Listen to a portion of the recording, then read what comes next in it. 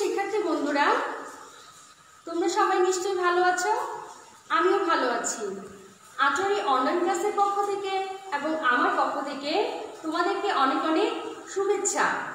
তোমরা নিশ্চয়ই এই করোনায় ঘরে বসে খুব বোরিং ফিল করতেছো, তাই তোমাদের এই বোরিং টাইমটাকে একটু ভালো করার জন্য আমি উপস্থিত হয়েছি তোমাদের সামনে। আমি স্মৃতি রানী সেন, সহকারী শিক্ষক, বালিয়া লক্ষিতা উচ্চ বিদ্যালয়। তো শিক্ষার্থী বন্ধুরা, আজকে আমি যেই বিষয়টি নিয়ে হাজির হয়েছি সেটি হচ্ছে নবম দশম শ্রেণীর জীববিজ্ঞান। আর এই জীববিজ্ঞান অধ্যায়ের যেই অধ্যায়টি নিয়ে আমি আজকে আলোচনা করব সেটি হচ্ছে দ্বিতীয় অধ্যায় জীবকোষ ও টিস্যু। দ্বিতীয় অধ্যায়ের জীবকোষ ও টিস্যু। আর যেই টপিক নিয়ে আজকে আমি আলোচনা করব সেটি হচ্ছে মাইটোকন্ড্রিয়া এবং প্লাস্টিড।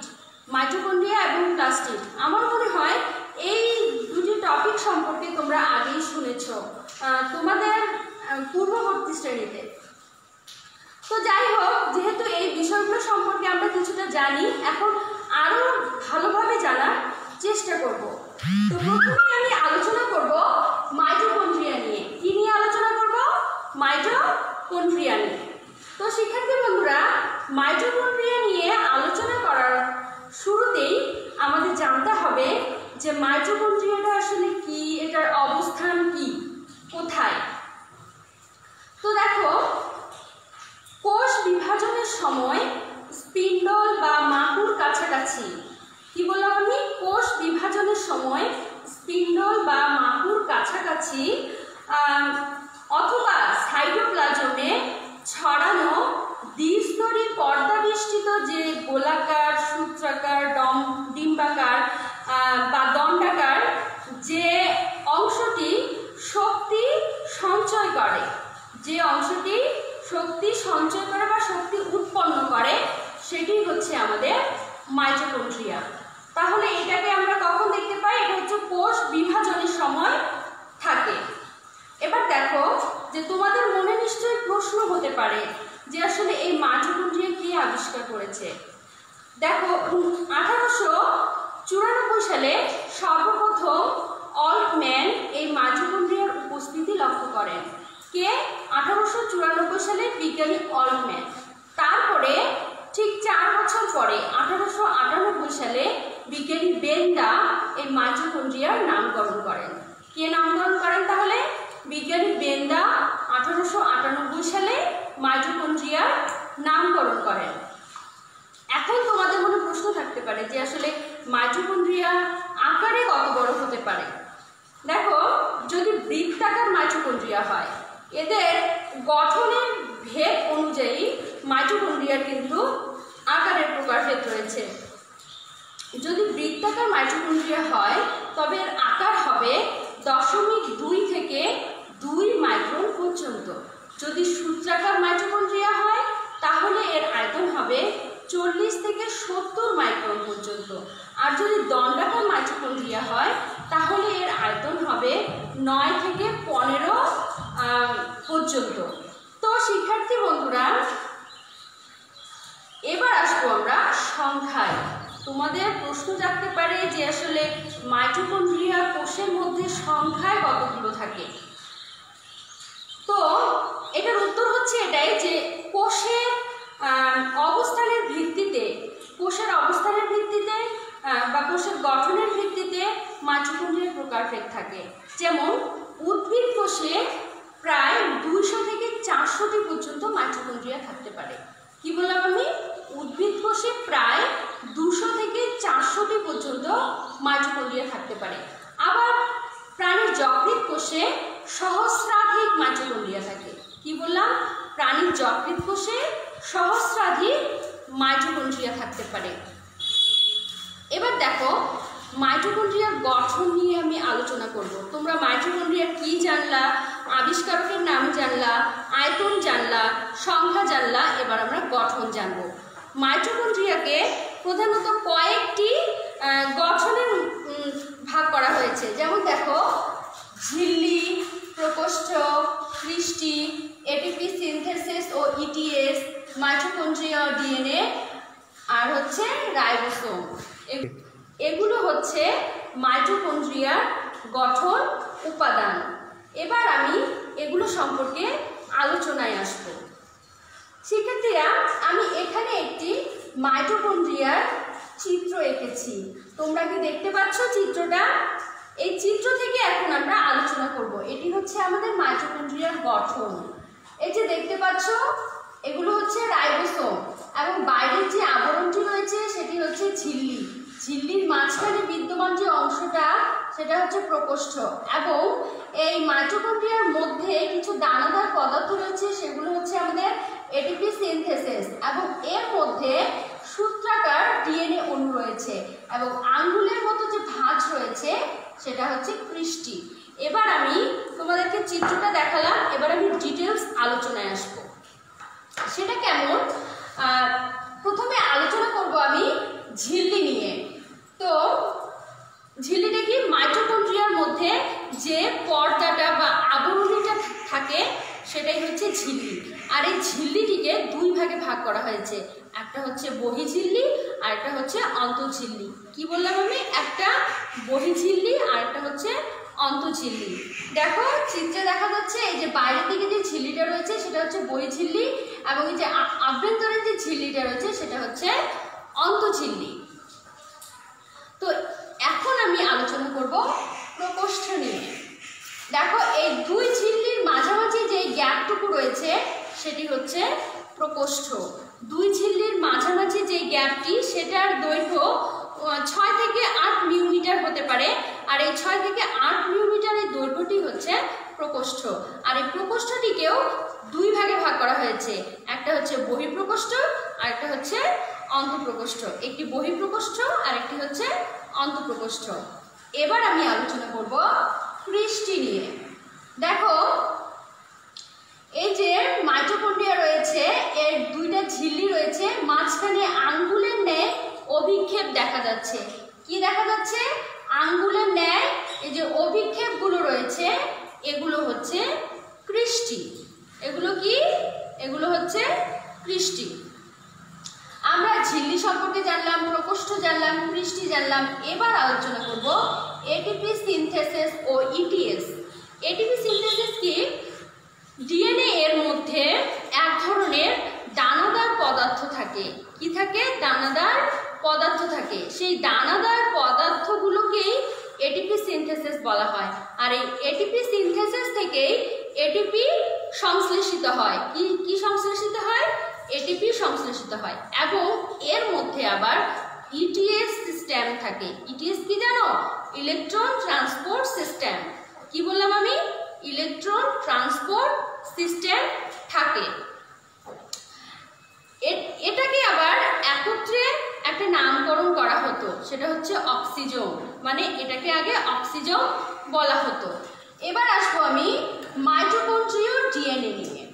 দেখো তোমরা দেখতে পাচ্ছ যে মাইটোকন্ড্রিয়াটার মধ্যে একটা ডিএনএ সূত্রক রয়েছে। হ্যাঁ, মাইটোকন্ড্রিয়ার মধ্যে ডিএনএ সূত্রক রয়েছে। এই যে ডিএনএ সূত্রকটি এটি হচ্ছে দ্বিসূত্র, এবং এটি মাইটোকন্ড্রিয়ার স্বকীয় বৈশিষ্ট্যে মণ্ডিত বলে এটাকে বলা হয়েছে মাইটোকন্ড্রিয় ডিএনএ। অর্থাৎ মাইটোকন্ড্রিয়ার যে বৈশিষ্ট্য রয়েছে সেই বৈশিষ্ট্যটাই প্রকাশ পাচ্ছে বলে এটাকে মাইটোকন্ড্রিয় ডিএনএ বলা হয়। এবার আসবো আমি রাইবোসোমে। মাইটোকন্ড্রিয়ার মধ্যে এনজাইম সংশ্লেষণের জন্য 70S রাইবোসোম থাকে। কি রাইবোসোম থাকে? 70S রাইবোসোম থাকে। তবে এই রাইবোসোম ইউক্যারিওটিক জীবের থেকে প্রোক্যারিওটিক জীবের ক্ষেত্রে বেশি দেখা যায়। কি বললাম আমি? ইউক্যারিওটিক জীবের থেকে প্রোক্যারিওটিক জীবের ক্ষেত্রে এই রাইবোসোমটা অধিক পরিমাণে দেখা যায়। তোমরা নিশ্চয়ই এখানে দানাদার রাইবোসোম দেখতে পাচ্ছ, এগুলোই হচ্ছে রাইবোসোম। প্রিয় শিক্ষার্থীরা, আমরা গঠন সম্পর্কে জানলাম। এখন তোমাদের মনে প্রশ্ন হতে পারে যে এই যে মাইটোকন্ড্রিয়া এটি কিভাবে কোষের মধ্যে আসলো? প্রথমত প্রাকৃতিক কোষে এটি ছিল না। সুকেন্দ্রিক কোষে যেমন ট্রাইসোমোনাস, এক্ষেত্রেও কিন্তু মাইটোকন্ড্রিয়া ছিল না। তাহলে দেখো হঠাৎ করে বা কিভাবে সুকেন্দ্রীয় কোষের মধ্যে এই মাইটোকন্ড্রিয়াটার হঠাৎ করে প্রবেশ ঘটেছে এবং যখন মাইটোকন্ড্রিয়াটা প্রবেশ করলো তারপর থেকেই সেটি স্থায়ী হয়ে গেছে, অর্থাৎ সেই বৈশিষ্ট্যটি আর কখনো যায়নি বা সেই অঙ্গাণুটি কখনো আর যায়নি। এভাবেই মাইটোকন্ড্রিয়ার আবির্ভাব হয়েছে বলে তথ্য উপাত্ত থেকে ধারণা পাওয়া গিয়েছে। তো শিক্ষার্থী বন্ধুরা, এবার আমরা জানবো মাইটোকন্ড্রিয়ার কাজ কি, কোষের মধ্যে মাইটোকন্ড্রিয়া ঠিক কি কাজ করে। প্রথমত যেহেতু রাইবোসোম আছে, আমি আগেই বলেছি যে এনজাইম এবং কোএনজাইম সংশ্লেষণ এই মাইটোকন্ড্রিয়ার মাধ্যমে ঘটে থাকে। মাইটোকন্ড্রিয়ার যে রাইবোসোম রয়েছে সেটাতে ঘটে থাকে এবং যেটা সব থেকে বড় কাজ সেটা হচ্ছে গ্লাইকোলাইসিস ছাড়া শ্বসনের যে বাকি ধাপগুলো রয়েছে, যেমন ক্রেবস চক্র, ইলেকট্রন প্রবাহ তন্ত্র, অক্সিডেটিভ ফসফোরাইলেশন, এক্ষেত্রে কি হয় যে শক্তি উৎপন্ন হয়। এই কাজটা হচ্ছে মাইটোকন্ড্রিয়ার। দেখো এখানে আমি একটা গুরুত্বপূর্ণ কথা বলেছি যে ক্রেবস চক্র, ইলেকট্রন প্রবাহ তন্ত্র, অক্সিডেটিভ ফসফোরাইলেশন, এই বিক্রিয়াগুলো মাইটোকন্ড্রিয়াতে ঘটে বিধায় এখানে শক্তি উৎপন্ন হয়। যেহেতু এখানে শক্তি উৎপন্ন হয় তাই মাইটোকন্ড্রিয়াকে কোষের শক্তিঘর বলা হয়। কি বলা হয়? মাইটোকন্ড্রিয়াকে কোষের শক্তিঘর বলা হয় বা powerhouse of the cell বলা হয়। তোমরা নিশ্চয়ই বুঝতে পেরেছো তাহলে মাইটোকন্ড্রিয়াকে কেন শক্তিঘর বলা হয়। ঠিক আছে শিক্ষার্থী বন্ধুরা, এটা ছিল আমাদের মাইটোকন্ড্রিয়া নিয়ে আলোচনা। এখন আমি তোমাদেরকে একটি প্র্যাকটিক্যালি মাইটোকন্ড্রিয়া দেখাবো। তোমরা কি দেখতে পাচ্ছ আমার হাতে একটি মাইটোকন্ড্রিয়া রয়েছে, দেখা যাচ্ছে? দেখো এটা হচ্ছে একটি মাইটোকন্ড্রিয়ার গঠন। হ্যাঁ, তো এর মধ্যে আমরা যে অংশ দেখতে পাবো সেটা হচ্ছে এই যে তোমরা 1 নম্বরে যে হলুদ ফোঁটা দেখতে পাচ্ছ, এগুলো হচ্ছে আমাদের এটিপি সিনথেসিস। আমি বলেছিলাম না তোমাদের এই সম্পর্কে, এটি হচ্ছে এটিপি সিনথেসিস। এবার দেখো এই যে 2 নম্বরটা দেখতে পাচ্ছ, এই যে সাদা অংশটা, এটা হচ্ছে আমাদের একটা প্রকোষ্ঠ। কি বললাম আমি? এটা হচ্ছে প্রকোষ্ঠ। এবার দেখো এইখানে দেখতে পাচ্ছ তোমরা এই অংশটা হচ্ছে ম্যাট্রিক্স, এই অংশটা হচ্ছে ম্যাট্রিক্স। এবং দেখো এই অংশটা হচ্ছে আমাদের ইনার মেমব্রেন। এটা কি? Inner membrane. এবং এর ভিতরে রয়েছে ডিএনএ। তোমরা কি দেখতে পাচ্ছ? এটা বুঝতে পারছো? এটা হচ্ছে আমাদের মাইটোকন্ড্রিয়া। তোমাদের এটা বোঝা হয়ে গেলে এটা আমি রেখে দিচ্ছি। এবার আসবো আমি একটি নতুন আলোচনা নিয়ে, এবং যেটি হচ্ছে প্লাস্টিড। কি বললাম আমি? প্লাস্টিড। তো প্লাস্টিড কি? প্লাস্টিড হচ্ছে সাইটোপ্লাজমের মধ্যে বিক্ষিপ্ত অবস্থায় ছড়ানো একটি ডিম্বাকার বা গোলাকার বা সূত্রাকার থলি সদৃশ গঠন। কি বললাম আমি? থলি সদৃশ গঠন এবং সাইটোপ্লাজমের মধ্যে বিক্ষিপ্ত অবস্থায় ছড়ানো। আকার হবে গোলাকার, ডিম্বাকার, সূত্রাকার বা আরো অনেক আকার হতে পারে। তো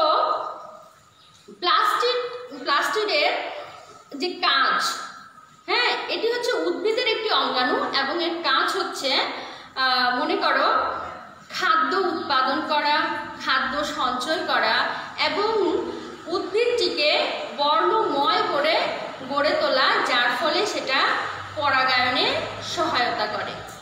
বুঝতে পেরেছো? এবার আমি প্লাস্টিডের প্রকারভেদে আসবো।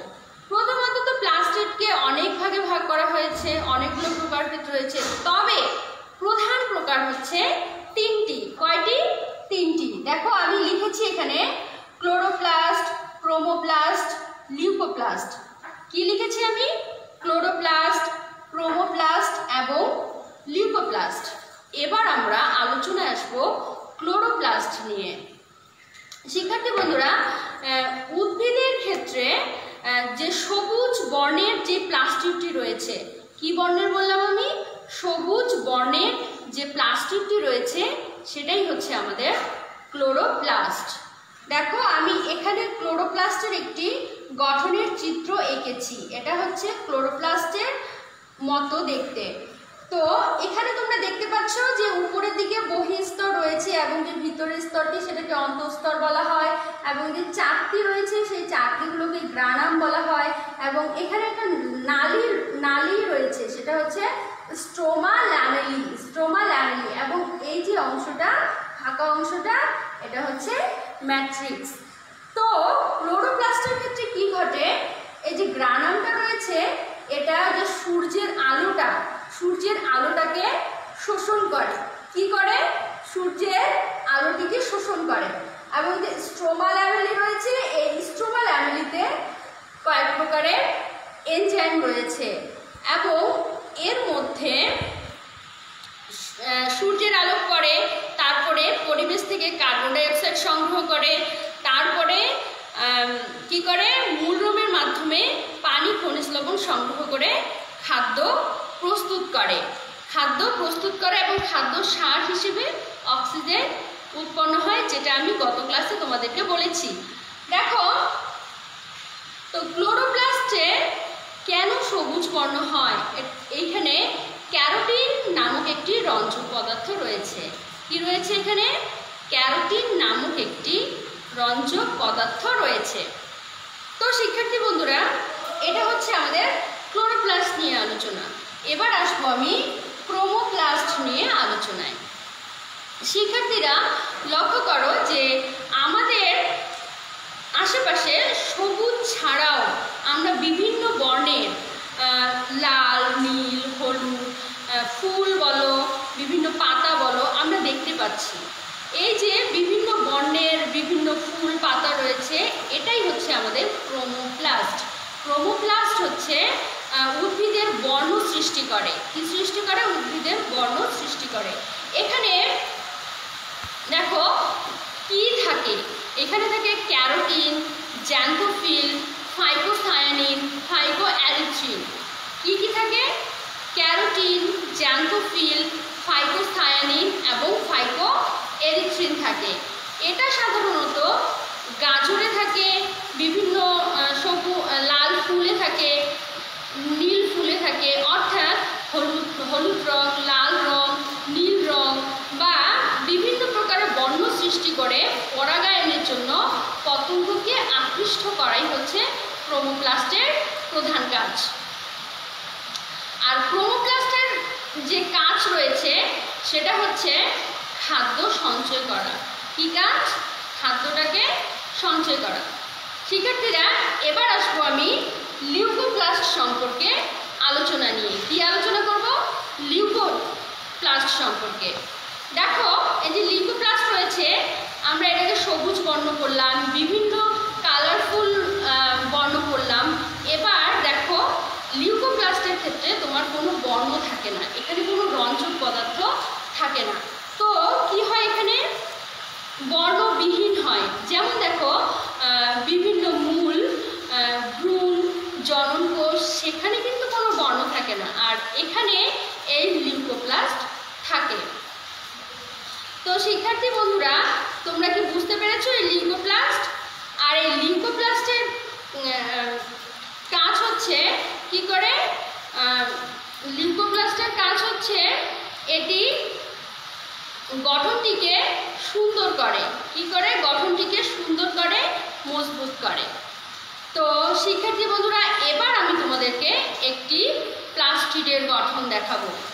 হ্যাঁ, এটি হচ্ছে আমার হাতে একটি প্লাস্টিড রয়েছে, দেখতে পাচ্ছ তোমরা? আমার হাতে একটি প্লাস্টিড রয়েছে। আমি তোমাদেরকে বলেছিলাম যে প্লাস্টিডের বিভিন্ন প্রকার রয়েছে, সেগুলো এখানে রয়েছে। এই যে 1 নাম্বারটা আছে এখানে, এটা হচ্ছে আমাদের প্রোপ্লাস্টিড, এটা হচ্ছে আমাদের প্রোপ্লাস্টিড। আর এই যে 2 নাম্বারটা রয়েছে, এটা হচ্ছে আমাদের ইটিওপ্লাস্ট। 2 নাম্বার হচ্ছে আমাদের ইটিওপ্লাস্ট। আর এই 3 নাম্বারটা রয়েছে, এটা দেখো, এটা সবুজ। আমি বলছি যে ক্লোরোপ্লাস্ট অবশ্যই সবুজ হয়, তাহলে এটা হচ্ছে আমাদের ক্লোরোপ্লাস্ট। আর যে 4 নাম্বারটা রয়েছে, 4 নাম্বারটা হচ্ছে আমাদের ক্রোমোপ্লাস্ট। দেখো এখানে বিভিন্ন বর্ণ রয়েছে, এটা হচ্ছে আমাদের ক্রোমোপ্লাস্ট।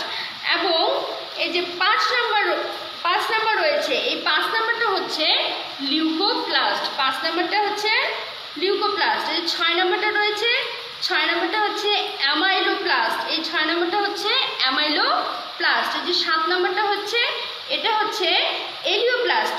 7 নাম্বার হচ্ছে আমাদের এলিওপ্লাস্ট। এবং যে 8 নাম্বারটা রয়েছে, 8 নাম্বারটা হচ্ছে আমাদের প্রোটিনোপ্লাস্ট। কি বললাম আমি? 8 নাম্বারটা হচ্ছে প্রোটিনোপ্লাস্ট। তো শিক্ষার্থী বন্ধুরা, এটি হচ্ছে আমাদের একটি প্লাস্টিডের গঠন এবং এটি প্লাস্টিড। তোমরা নিশ্চয়ই প্লাস্টিড সম্পর্কে বুঝতে পেরেছো। আর তোমাদের যদি কোনো সমস্যা থেকে থাকে তাহলে তোমরা আমাকে অবশ্যই ইনবক্সে কমেন্ট করে জানাবে, তাহলে পরবর্তী ক্লাসে আমি সেটি সম্পর্কে আবার তোমাদের সাথে আলোচনা করতে পারবো। তো শিক্ষার্থী বন্ধুরা, এই ছিল আমার আজকের মাইটোকন্ড্রিয়া এবং প্লাস্টিড নিয়ে আলোচনা। আমার মনে হয় যে তোমরা ক্লাসটি ভালোভাবে বুঝতে পেরেছো, তোমাদের কিছুটা হলেও উপকারে আসবে। তো তোমরা এই করোনার মধ্যে নিজেকে সুস্থ রাখো, সুন্দর রাখো